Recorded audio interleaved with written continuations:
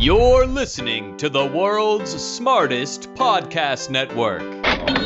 What's up, everyone? I'm your host, Andrea Jones-Rooy. Welcome back to Majoring in Everything. This is episode 2. I am moving so slowly on this podcast, but that's how I do things. But I am so excited to bring our second guest ever to Majoring in Everything. He is an icon and a hero of mine, has been for a long time, and is about to be both for you.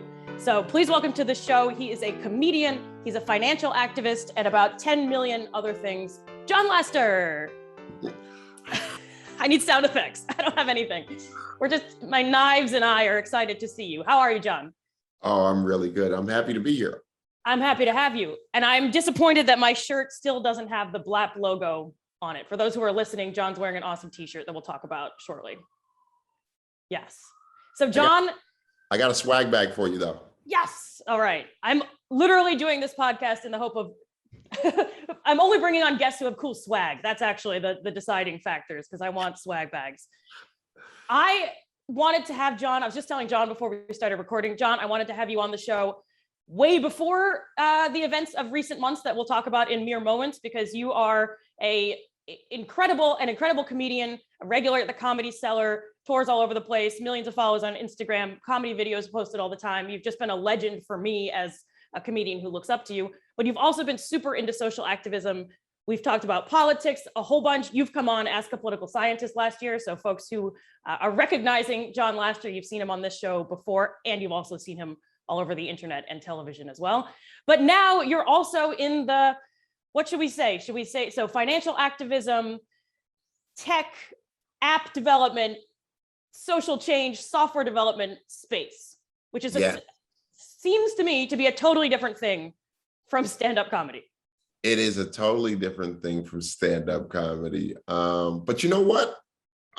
They tie in together because if you're out of work as a comedian for a year, you got to find some place to put that creativity. And I decided to make a phone call to Silicon Valley and get something popping. Otherwise, I probably would have went crazy sitting in the house anyway, to be honest with you, because we weren't able to get on stage for so long. I was enjoying it more than others, but still, I had to find something to do. So, bam. Nice. So tell us, so we don't believe in suspense in this podcast, it turns out. So we're going to get to this in a moment. I want to talk about comedy stuff, but just so folks know where we're going. So what is it that you've done? What is Blapp, the app? What's going on? Yes, I created an app to support Black-owned businesses that it's geolocated, so it'll identify them right around you, and you can shop online on the app. In a nutshell. But and people, first question out of people's mouth: oh, does it only work in New York? It works around the world. It works in South Africa. It works in Toronto. It works in Amsterdam, London, as well as everywhere in the United States, Hawaii included. So it's phenomenal. People are using it, and a lot of those conversations that we had during the civil unrest ended in, I understand there's gentrification, but what do you want me to do? Move out of the neighborhood? Yeah, I understand that, this white guy who got to the job 3 months ago got the jump on Shonda, who's been here for 4 years. What do you want me to do? Quit? So oftentimes the conversations end in, but what am I going to do about it?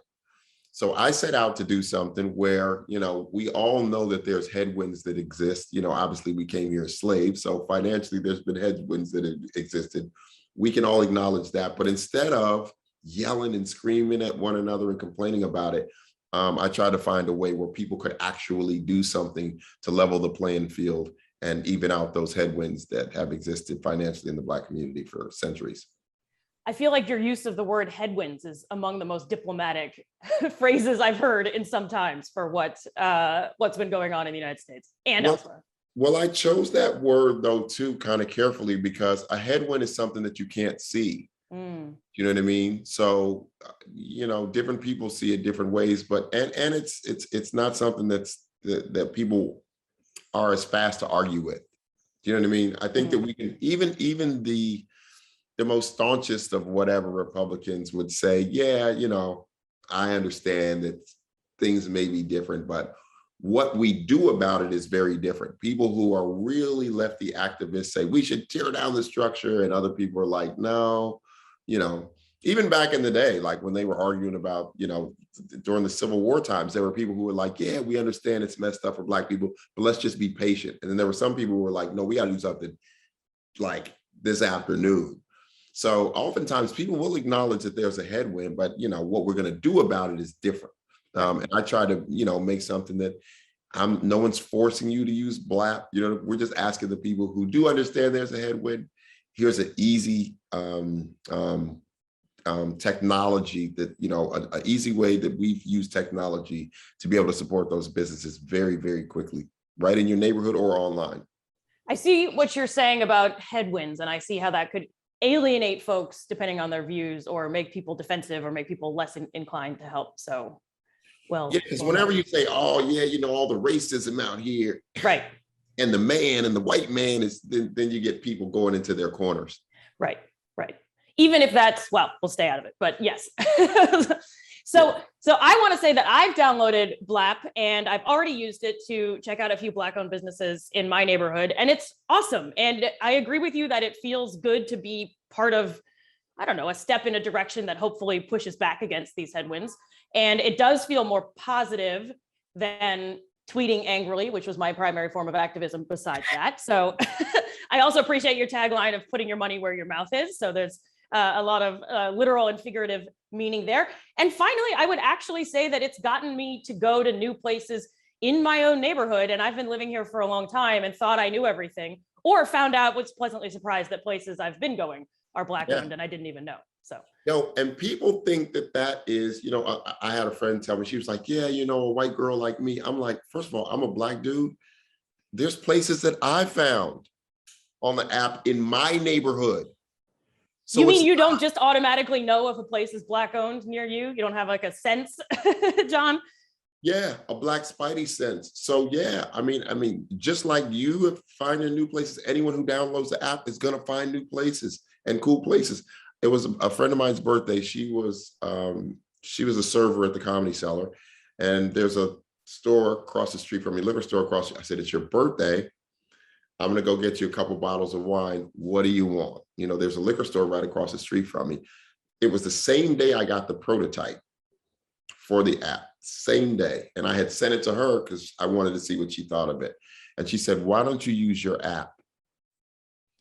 So I said, "Oh my God, liquor stores is one of the things on Blapp. There's bakeries, there's bars, there's restaurants, there's tons of stuff on there." So I hit the liquor store button. There's a liquor store 3 blocks away. I didn't know that.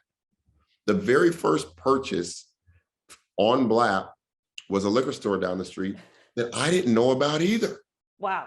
And I've been living around here. So me and you are in the same boat. We're all finding stuff on there like, oh shit, I didn't even know that was there. I could go do that and go support. Very first purchase, 2 bottles of wine at a liquor store down the street. Came out the liquor store and started bawling. Just started crying my eyes out, because it was like all this time I had been worried about icons and colors. And where do we put this? Where do we put that? Spent the $50 and I was like, oh, that's right.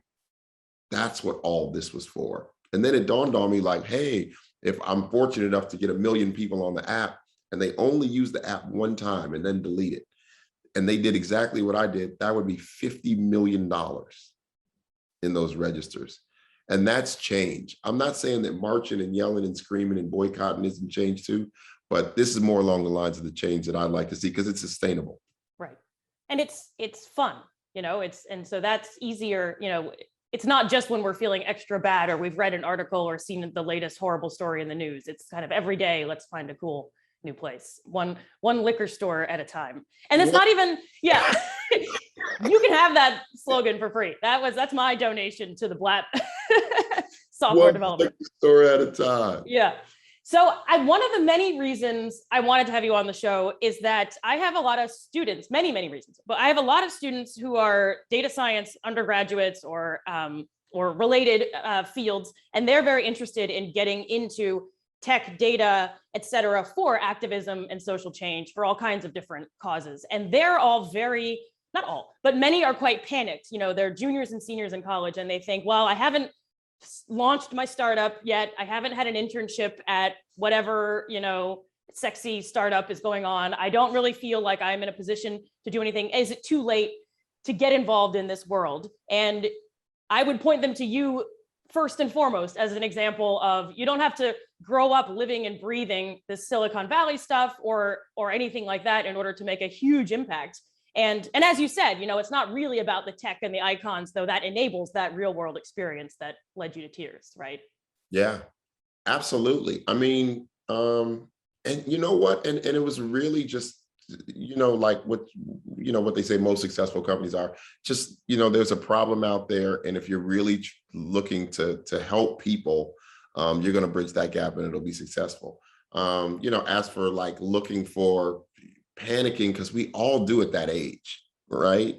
You're coming out of school like, oh, I don't know what I'm going to do. And then you're looking around at what other people are doing that's good. But yeah, I don't know if you got time. And again, think of a way to serve people, I would say, and it'll work out. If you're looking for a sexy startup to intern at, I need interns, and I got a sexy startup. You might be careful what you wish for, because I'm about to send 300 students your way. They're all awesome. All right, so brace yourself for some resumes. I am in dire need of interns. I was just talking about that in the last meeting. All right, all right, podcast is canceled. I'm just gonna read you names of students who've asked me about internships and who are awesome. This is gonna turn into an intern interview show. Yeah, I'm gonna see if LinkedIn wants to sponsor this podcast or something. Here I was messing around on YouTube. What a waste. All right, so I want to go back to that age, that college age, where what were you thinking about when you were that age, getting out into the world? Did you grow up thinking it would be comedy? What's the Jon Laster origin story? Well, I was a high school All-American basketball player. So my mind was on the NBA.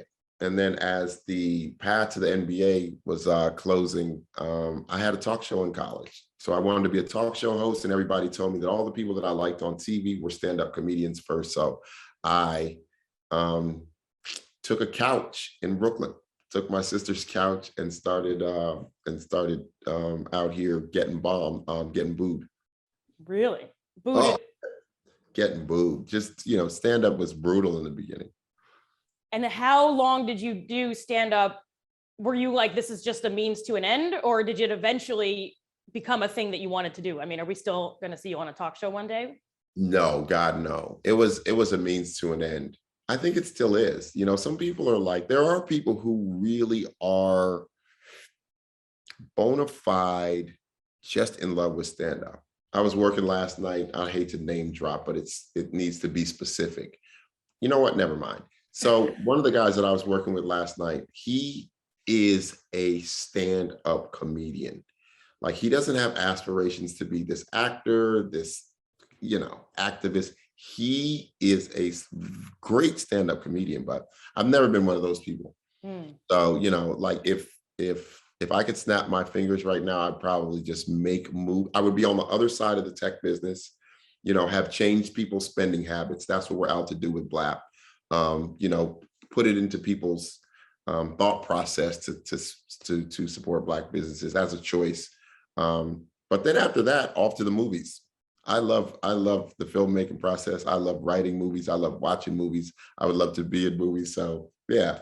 And it's funny because the person who books the Comedy Cellar, she said there was a bunch of people talking at the table. So the app had just been released a couple of days ago. Comedians are sitting there and they were like, hey man, I heard about this app thing, but I didn't know it was going to be this good. Like, this is a really good tool, John. Like, this app is super dope. So the booker of the Cellar is sitting there and she said, hey, if this app thing takes off, are you going to like stop doing comedy? And when she asked me, it caught me off guard. So I just stopped and I was like, and then everybody was like, yeah, he's done. Whoa. Yeah, but I've never been one of those people in my heart of heart that thought that, oh God, if I can't do stand-up, I'm gonna die. The pandemic was going on. Everyone started a podcast. Everyone was doing a live every night. So there's all of these comedians that I don't necessarily know. They were like, hey, I'm a fan, John, this, that, the other. Would you be willing? I know that we're all stuck in the house. Would you be willing to do my podcast? First question they asked me, this must be terrible. You're one of the workingest comedians in New York. This has got to be awful for you. And I was like, no, not at all. You know what I'm saying? I have other interests. I read books. I watch documentaries. I'm building an app. I'm doing this Jon Laster challenge about that. I was doing these videos of us being shot by the police. or being, hassled or beat or whatever by the police. A lot of my friends were telling their stories.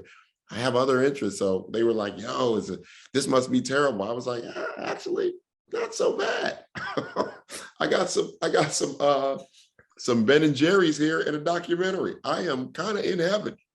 Well, you are, if nothing else, consistent, because your Instagram profile says something about Ben and Jerry's. And I was like, I had no idea he was that into it. So seconded. All right, very good. So right. So I'm glad you mentioned the Jon Laster challenge, because that was originally the reason that I had you in mind when I was putting the idea for this podcast together. Talk to us about what's going on there, because it's still a hashtag that people should check out and follow those stories. Is it still active? What's the status? Yeah, you know what though? That I stopped doing the stories. It was more work than it appears to be, but it was just asking my friends to record themselves in under a minute, telling a story about a time that they had been abused kind of by the police. And the reason being is I had put a post on Instagram that went viral. It went crazy.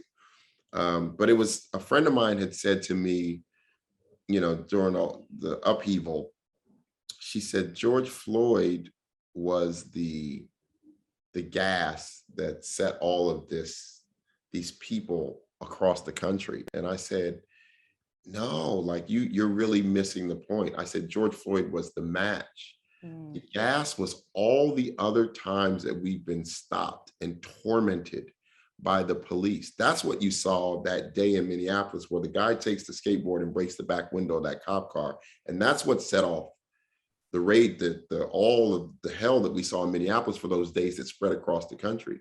But that George Floyd, all the other times, is where you get that pent-up frustration. George Floyd was the match. The gas was all over the ground. So I was trying to explain that to her in a way that she would understand. So I made a video talking about my experience with the police, not saying fuck the police, not saying Republicans ain't shit. Here's my experience. Just hear me out. And then another friend of mine saw the video and said, man, I cried. That was powerful. Can I do one? You know what? Send it over. I posted that one. Another friend called, yo, man, that made me cry. Can I? And then it just kept going.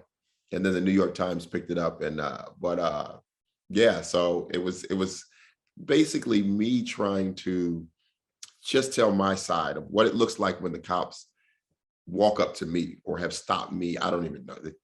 Who knows how many times, but Blapp overtook that, the time that I was spending on Blapp. And I thought that Blapp would be a more sustainable project. So I let the Jon Laster challenge go. I mean, as sustainability goes, the Jon Laster challenge, incredibly important. Look up hashtag Jon Laster challenge and follow He Was Funny on Instagram, and you'll find his posts and all kinds of stuff. It's super powerful stuff and super important, but I definitely get that. So I used Blapp to buy vegan ice cream the other day, and that's a lot more fun than police brutality, I can say. There were cookie crumbles, like there's your sustainability, right? Amazing. Yeah. And finally I could justify a New Year's resolution where it's like, I'm just going to eat more ice cream. So, and I just saw your challenge. So thank you for doing the challenge. I saw your challenge accepted. It's so dope. My pleasure. And you produced it. I'm like, yo, is there editing going on here? What? Oh, there was editing going on. Yes, it was. If I hadn't edited it, it would be 5 hours long. So yeah, we take our time here at majoring and everything. Everything takes too long. But okay, so Blapp. When did Blapp start? So for those who are listening, it's what day is today? It's like mid-October. It was a few days ago that you just launched it publicly, right? Yeah. So folks have been downloading it for what, 5 days? Yeah, for around 4 or 5 days. Yeah. When did you start thinking about this? When were the seeds born? Actually, you mean about Blapp? Yeah. June 5th, 2020. Yeah, I had a bunch of interviews for some newspapers, and one of the people asked me, is there any way you could go back and find the text? Because I told her that I texted a friend of mine named Margot, who used to work at Facebook, and Margot's a lifelong friend. We went to high school together. She worked at Facebook, so I knew she knew that crop of talent in Silicon Valley. And then she has company over. They're talking about, oh, you're not going to believe what my wife is doing. Her husband's talking, she's talking. And one of their dinner guests said, tell the guy I'll do it and I'll do it for free. Wow. Yeah. And so that was going to be his contribution to the Black Lives Matter movement, my buddy Matt. So he stepped in and said, I'll get this dude a prototype. He's going to have to hand that off to a development firm to make it look good, what you see now. But I'll show them the functionality that all these other apps haven't done. You know, he is very familiar with Google technology and was like, I'll make it so that people are used to looking at it. And we'll go a different direction than has been done in the past, because we have all that information at Google. And he did it. And when he sent the prototype, it's crazy because we were all like, oh yeah, I got this app, whatever. And you know, it's a pet project. But when he sent the prototype, it was my friends in the tech world that got quiet. When I showed it to them, they were like, hold on, bro.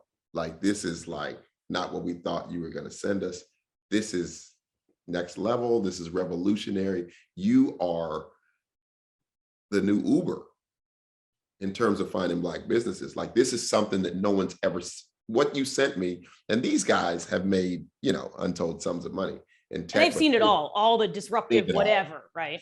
Yeah. And it was my friend, you know, like I said, who's an advisor. He said it's been 20 years since the room got quiet amongst that ilk, that they were like, oh, you know. And then he started telling me, that's when he said, I know you think, you know, this is going to be whatever, but he was like, this is going to be way bigger than whatever it is you're thinking. This is different. So I sent that off to the development firm, and the rest is history. Then and then we launched a couple of days ago. I just looked at a text. This is how dumb I am. My launch date was February of this year. Okay. It's almost a year later that we finally got the thing off the ground in October. So that's how much I know about tech. I was like, oh yeah, Black History Month 2021, right, coming for you. Yeah. Right. More like Christmas. That's true. I literally, when it came out, I was like, perfect. All my family is getting Black-owned Christmas gifts this year. So your timing is great. You know, yes. We spend more, I think. I might go on a limb and say Americans probably spend more around the holidays than during Black History Month. So I think your timing. Yes. Well, you know what? I was going to open with Black History Month, but we're going to try to rebrand Black Friday as Blap Friday. Nice. Just to remind people, you know what I mean? Buy something from off of Blapp. One of your gifts. You're going to buy a bunch of them. Don't forget to check Blapp before the holidays are over. So we're going to try to rebrand that Blap Friday. Nice. Now that'll be the first Black Friday that I'm actually excited about. So I'll go. Come at me, YouTube haters who love Black Friday. I'm typically not a fan. So you knew nothing about tech going into this. You have obviously been involved in activism and politics and social justice and have lived your own experiences. So all of that is very firsthand for you. But what was surprising for you about going from, tell me if this is a mischaracterization, from full-time comedian type person to, you know, deep in what I assume are probably Zoom and Teams and Google Meet meetings with all these tech people? I mean, how different did your life become? I would say extremely different, because I didn't know how much people who have regular jobs can tolerate meetings. Like, they have let me tell you something. These people will have a meeting about the meeting. Like, wait a minute, we just had a meeting. Why are we having a meeting about the meeting? Oh, yeah, I would die in that world. So, I mean, that was one of the things that I had to finally, you know, slow down and be patient about. Like, hey, this is just the process for this world. And I'm kind of on the other side of that because the tech is in place. Now, once institutional money comes in, I'm always looking for money. If there's any investors out there, holler at me. Once the institutional money comes in, I'm probably going to end up having to go back to that space, because now you're CEO of Blapp. You're not just John that has this app. Do you know what I mean? You kind of have a fiduciary responsibility to these people to try to grow their money and add value to the app. Right. I have a lot of good ideas for that, but that also requires meetings that have meetings after the meeting. Yeah. I have had those as well, where it's like, we'll have a meeting, but let's have a alignment meeting to make sure that we're on and then let's debrief. And you're just like, I agreed to one meeting and it's 8 hours somehow. Yeah. And then there's PowerPoints being updated asynchronously, whatever. So are you the CEO of Blapp, or that's to come? No, I'm the CEO and the founder and CEO. I mean, I'm going to have to hire some people, but my team, Margot, Matt, and Tunde, that really helped to get this thing off the ground. And then they got me to a development firm. And then all of them have their own companies. They all have their own lives and families and whatever. So they kind of had to branch off. So then I was kind of in the meetings now with myself and the development firm. And now the tech is done. So now the development firm is falling off. So then I gotta, now I'm looking for interns. And then eventually I'm going to have to hire a COO and a CTO so when the institutional money comes in, I'll be gearing up again for that next phase. When do we get to drink champagne for the IPO day? I'll put that on my calendar. I'm inviting myself. You were already invited. You're probably going to come on Zoom, but I'll probably show up on Zoom via. I'll put a meeting on your calendar and I'll join you then. Put a meeting before the meeting. Yeah. I think it'll be sooner than later. I mean, I think that people are very, very willing, and most people who've downloaded the app are like, dude, this is simple enough. That I've used it, I can use it, I'll remember that it's there. And that's what it's about raising awareness. So I don't know, Blapp, it's not about me. I mean, if people's habits have changed, I'm willing to sell. I'm not looking to be some overlord of, you know what I'm saying? Once people say, hey man, I use it for this, I use it for that. Or, God willing, we could get people who work in organizations for somebody to be like, hey, well, we buy da-da-da, or we're going to buy wine for so-and-so's birthday, or flowers for the waiting room. Let's buy that on Blapp. If that was in the discourse of the way people spend money, then what does it matter what? It's, this thing it's not about me. I'm not the end game of Blapp. That's probably, go ahead. I'd be happy to get out the way. I was going to say, that's probably one thing, I don't know anything about this space, but that's probably one thing that helps if you're creating anything more than not just a startup, but a movie or a book, is that it's actually not about you, right? That probably helps. Is that true? I'm sort of thinking out loud. This is definitely not about me. This is not like inviting people to a comedy show, or I have a film right now that's on Amazon. That's me. That's me promoting me. This very little. If this is out there and people are using it, you know what I mean? And we can see that it's worked its way into the fabric of the way people spend money. I don't know what it matter who's the CEO. You know what I'm saying? Like, it's like, move on. I'm not that guy. You know what I mean? I'm a comedian that was hell bent on getting something done. If it's done, it's done. Let's move on. I can go find me an independent film to jump in. Hang on. So where can people find your film on Amazon? What's it called? How do they find it? It's called One Bedroom. One Bedroom on Amazon Prime kind of situation? Prime, yeah. All right. Jon Laster, One Bedroom. Well, I want to ask you, was there anything from your experience in comedy, and I would say basketball, or anything from your previous life that did help you prepare for this new project, even if it was kind of unexpected or subtle? Yeah, basketball probably taught me the patience, because this tech thing was very, very frustrating, because you just don't know. I don't know any of the terminology. I don't know. I'm from the hood. You don't know who to fucking call and ask for no $50,000, $100,000. You know what I mean? For something you don't even know if it's going to work. So, but basketball taught me that you show up to the gym every morning, and eventually, if you trust the process, you know what I mean? You had a guy who walked into high school. I was 5'7", maybe 130, 140, 130 pounds or something, 120 something pounds. I left there 6'4", a high school All-American, and put myself through college. I went to the best basketball conference, but that was just from sticking to the process. And then and then I applied that to comedy. You show up in some city that you've never lived in that is beyond intimidating. But if I show up every day, eventually you get better. And I work at the Yankee Stadium of comedy clubs now. So I know what the process is. Get up and get in the chair. And that's what I did every single day for this tech business. Literally every single day I got up and went into my office, opened the computer up, got on with Margot, and we just chipped away. And now we were able to come up with a revolutionary app. So, you got to show up. That's more than half the battle. What do you say to someone who's listening and says, okay, whether it's basketball, comedy, this app, or whatever it is that they're into, and in theory, yes, showing up every day, but what do you say to yourself on the days that you do not feel like showing up, or that you don't have it in you, or that, oh, I'll just take this day off, or like next week I'll go hard? How do you keep yourself going?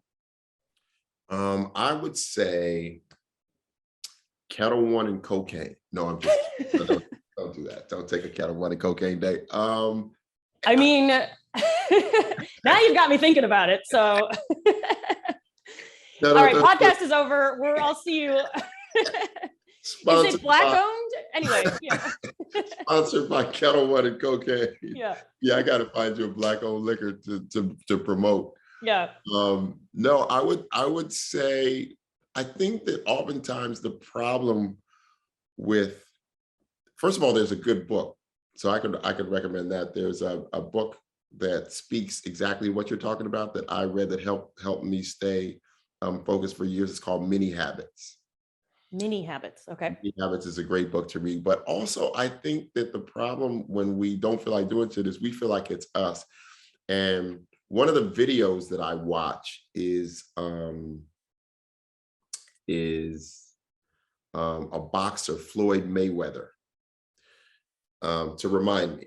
And Floyd Mayweather, I think on his last fight, made 400 million pay-per-view that night. So, and he's never been defeated. Floyd Mayweather's still undefeated. But he just makes untold sums of money now as a boxer. And he's really good. Some people don't like that he doesn't punch enough, but he never gets hit and he always wins the fights. But you would think that Floyd Mayweather is just used to getting up, working out. And there's a clip of Floyd Mayweather in this nice car, and it's still dark outside. And he's talking kind of to himself. And he's saying, hey, you got to get up.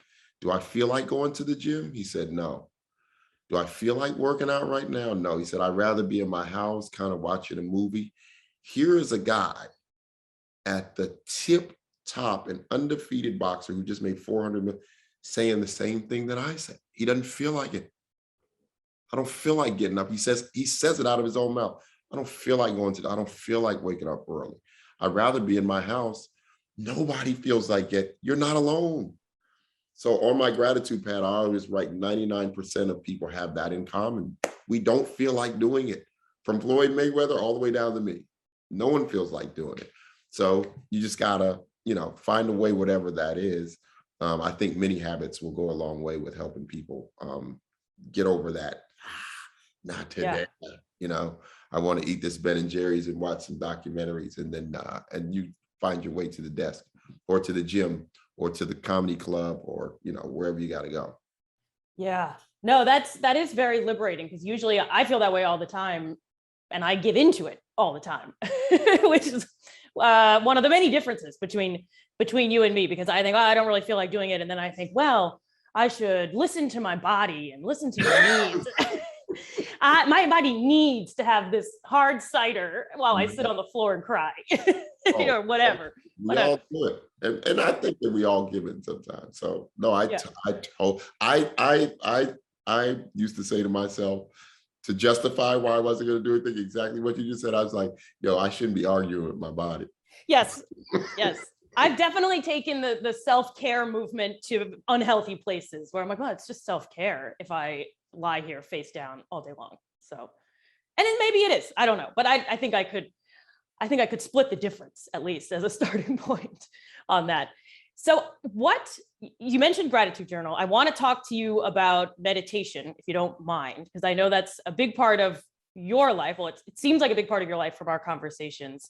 But before I get to that, I wanted to also say that one of the first conversations you and I ever had, well, the first one, I think we watched videos of people falling down on Bleakers.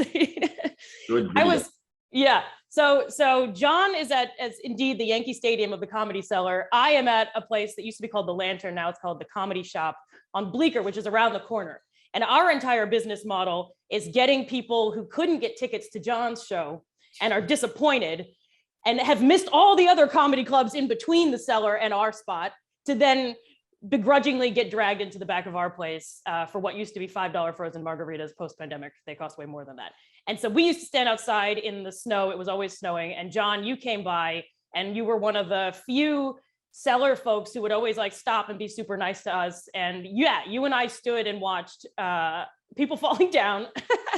And it was like totally a highlight. And then the second conversation we were sitting in the bar and you were saying that, well, the Cellar is, and performing comedy full time is great, but I want more out of life. And you talked about film and TV and other interests of yours. And I remember thinking at the time that in my mind, where I am in comedy, the Cellar is the goal. You try to get to the Cellar and then you've made it and you think about your goals and that's like the peak and there's nowhere else. No one thinks past that in my world, well, very few people.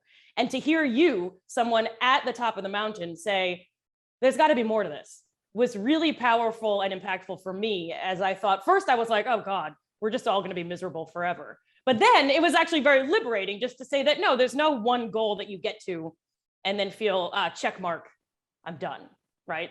So how do you feel now about your comedy career, given the success you've had elsewhere and your diverse array of experiences and things you're working on now? I know you mentioned going into movies, where does all of this land? What are the next few years of your life look like? Are you satisfied with where you are? Where's all that landing? Yeah, you know what? I think that I have learned,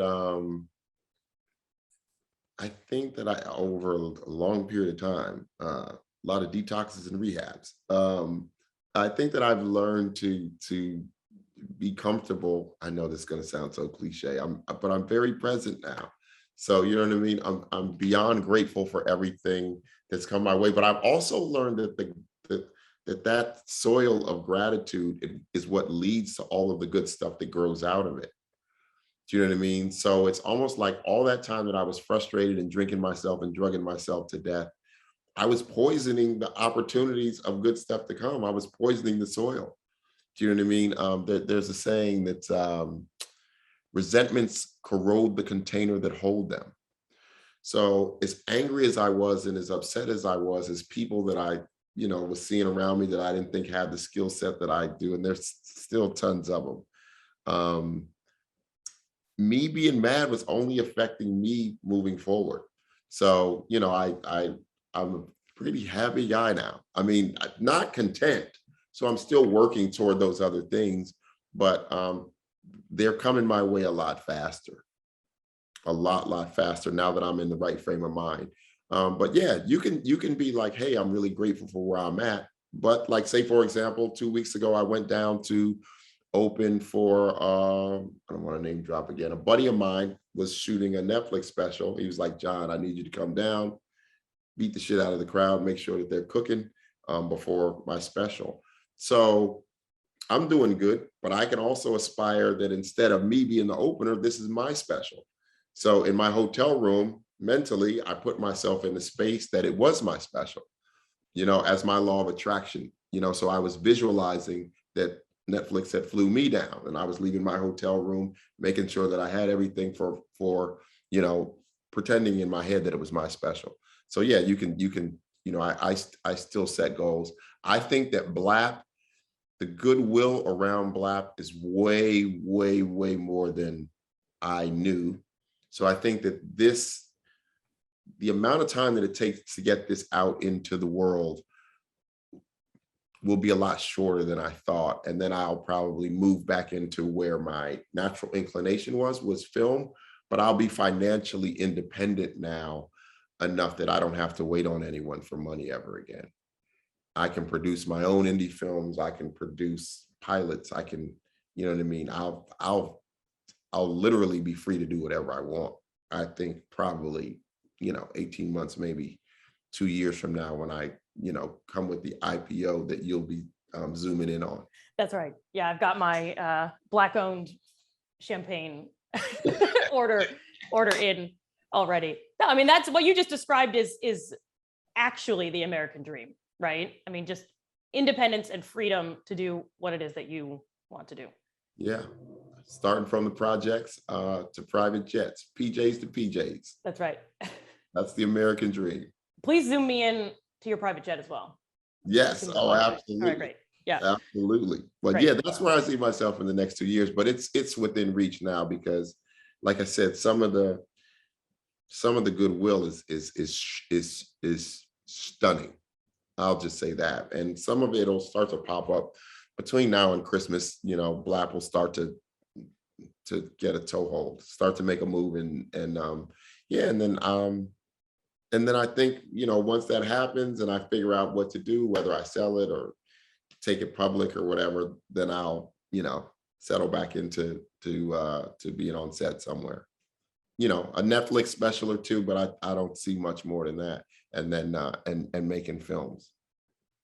Do you find that when you're out there talking about Blapp to folks in tech and the startup world and that whole Silicon Valley scene, that they think, you know, oh, this guy isn't from our world, he's a stand-up comedian, what does he know about apps? Like, do you get any of that? Or is the idea so powerful that, or maybe the outsider perspective actually is refreshing? You know, has that played a role? I get just the opposite.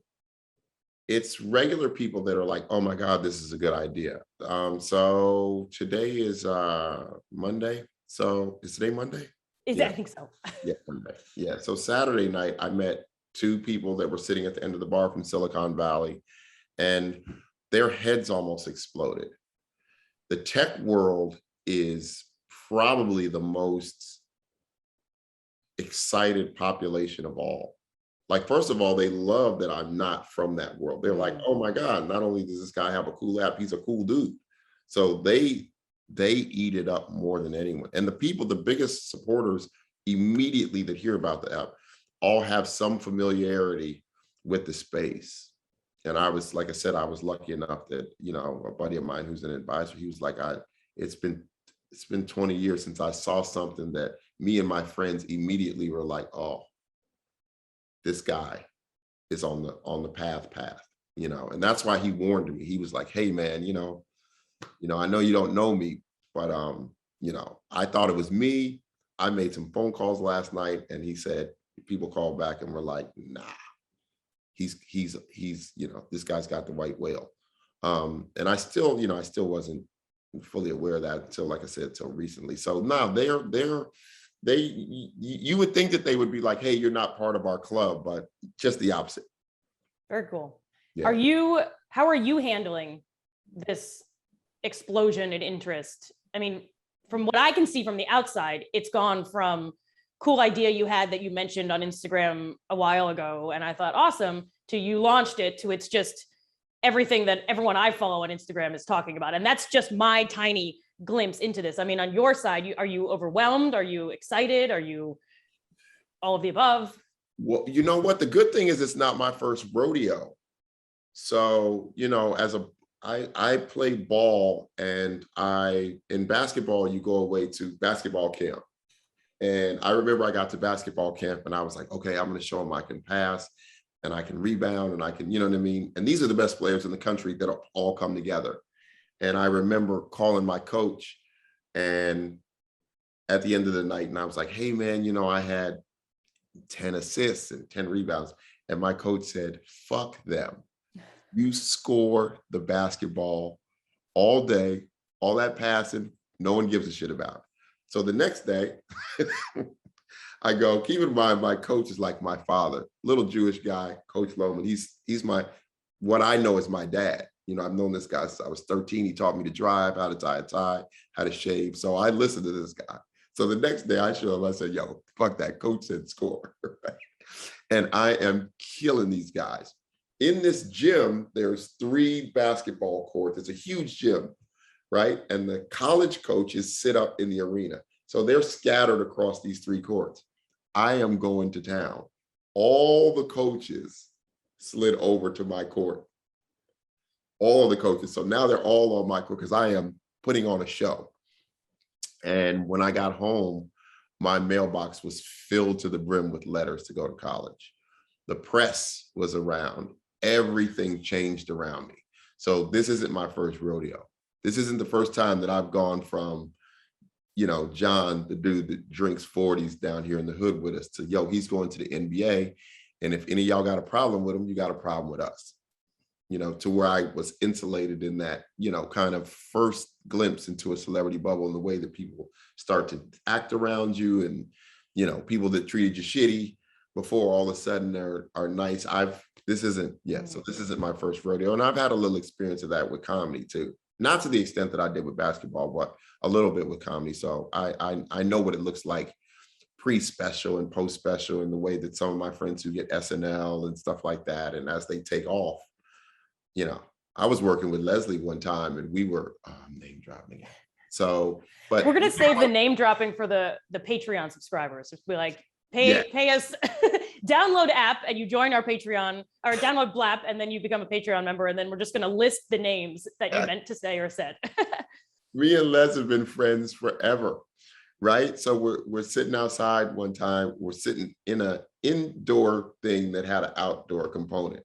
And I was like, yo, let's go sit out there.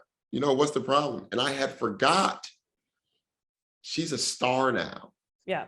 She can't just go sit out there. You know what I mean? But we're such friends that I'm like, so I've seen up close some of my friends who are now kind of, household name level, the way that people act differently around you. I'm like, you wouldn't have never treated Leslie, some of these people like that. And I've seen them on the other side of it. So yeah, I think I'm a little better prepared than most would be. Right. And you've both experienced it in a number of domains and seen it take place. And so you also know what to be on the lookout for, probably. I would have no idea. I'd be like, oh my God, everyone's been nice to me. And then it would just blow up in my face. Wow. It would be such a sinking ship so fast. So good. Well done. Do you find that in the comedy world, you're taken less seriously because people see you have other things going on? Or is it similar to your experience in tech where they say, Jon Laster, great comedian, we love having him on stage. And by the way, he does this other amazing stuff. What's the role in that direction? I think that I've been doing comedy so long that I think it would hurt me if it were sooner in my career. Yeah, I don't, you know what I mean? So you could, as a comedian, theoretically, you could be like, oh yeah, that fucking guy does tech, but you're still going to have to go on stage. Right. You know what I mean? Yeah. I'm still going up last. So it's not like somebody's like, oh yeah, he's only here because he's got an app. No, I still get the job done. So yeah, I don't think it hurts me. Yeah. And I think, Jeff Bezos isn't headlining the Cellar despite his success. So there's some actual skill level that we still evaluate, which is refreshing. Right. If they just started booking a bunch of tech guys that I showed up with, then I could see people being like, oh, this fucking guy, But that hasn't happened yet.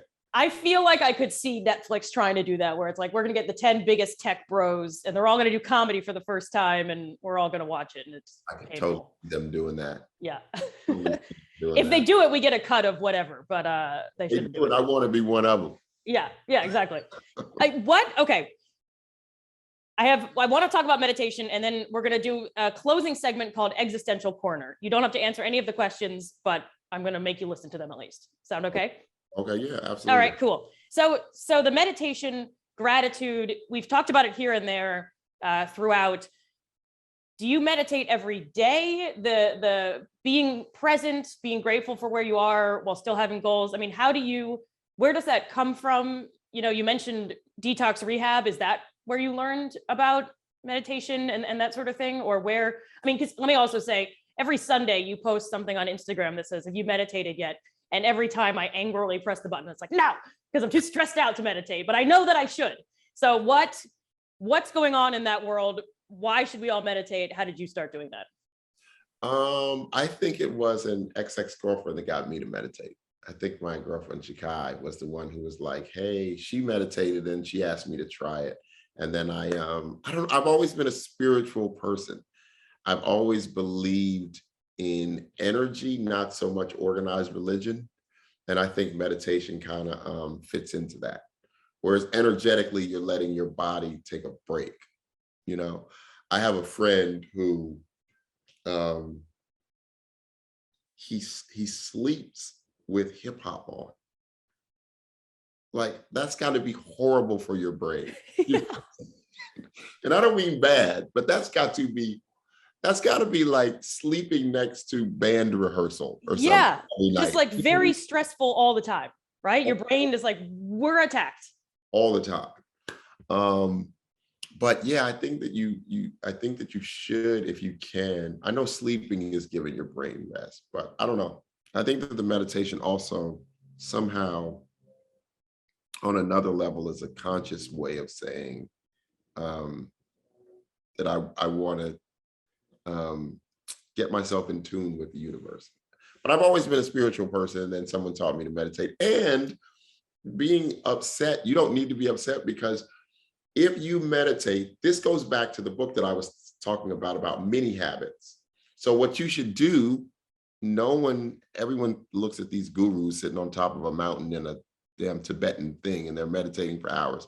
You should meditate for 30 seconds. Yeah, you got 30 seconds. That's what mini habits is all about. Mini habits is about, you don't have to. So some days, right? For example, my workout, 4 sets of push-ups, I try to run 5 miles, but mini habits, I set it, right? When I decided, is 1 push-up and a run, which is really around 6 blocks total. So on the days that I just don't have it, just to keep going, to make sure that I stay in the habit and I don't look up and it's been 4 months, I do 1 push-up and I run the little 6 blocks and jump in the shower and call it a success. That's equally a success because I keep the chain going, and that way I don't look up and it's 3 months. So if you need to meditate for 30 seconds, set your clock on your phone for 30 seconds and sit there quietly for 30 seconds. Start with 30 seconds. Now, some days you're going to be like, you know what? I can do another 30 seconds. But if that's all you can do, so be it. That's equally impactful, believe it or not, because you will look up and be like, yo, I've been fucking meditating every day now for a year. But it's because some of those days were 30 seconds instead of you letting it drift off to 2 weeks, 3 weeks, 4 weeks. And then you're like, yeah, it's just too much. Yeah, if you can add, then add. If you can't, be consistent. I feel like I'm actively being called out every time you're like, you look up and 4 months have passed, because that's exactly what happens to me all of the time with anything I've ever tried to do in my life. Well, I'm telling you, mini habits. All right. Lifesaver. You'll never go 4 months without doing anything again. Challenge accepted. That's the new the Jon Laster mini habits challenge. Yeah. I feel like your brand is really just about challenges and challenging people all the time, including yourself. So it's just the hashtag challenge is the name of this episode. All right. I know that there's entire books written on this, but I just have to ask, I have 30 seconds to meditate. What do you do? I don't know. What do I think about my brain? Do I think about how much time I have left? Like what do you do in those 30 seconds? In those 30 seconds, you would essentially just listen to your breathing. I count to 4, but then sometimes, once I've been meditating long enough, I lose the count. So, but I count 4, like I breathe in for 4 seconds and breathe out for 4 seconds. And you can do that for 30 seconds. All right. Basically just focus on your breathing. I oftentimes in my house, I try to match my breathing because the refrigerator fan is going. So I match my breathing to that. And then you get lost in it quickly. Ooh, okay. Really quickly. Okay. I have a white noise machine that does a fan up down thing. Done. So you would just match your, breathe in for 4 seconds, breathe out for 4 seconds and match it to that. Your brain will chip out quickly. If I wasn't so stressed out at the idea of meditating, I'd be like, we're going to do it now live. But that makes me freak out. But maybe I'll put 30 seconds of fan noises at the end of this episode for anyone who wants to tune in. I'll be twitching in a corner while that's happening. All right. Do it for 30 seconds. 30 seconds. All right. Yep. I'm actively palpitating just thinking about it. All right. We have come to Existential Corner. You have, I have 8 questions for you, and you have one sentence answers are allowed. Okay. And you can also say pass or fuck off anytime. Okay. Okay. All right.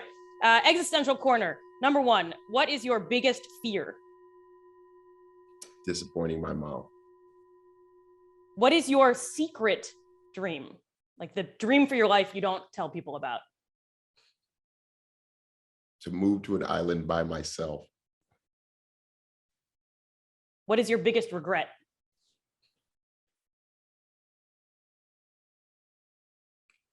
I was dating a girl who offered to fly me to every country in Europe, and I turned it down. Yikes. I shouldn't judge, but yeah. Okay. What is the thing you are most proud of? My mom's proud of me. This is just a Seinfeld thing for my own amusement. Do you yearn? If so, what for? I yearn to be better than I was today. Okay. What's the meaning of life?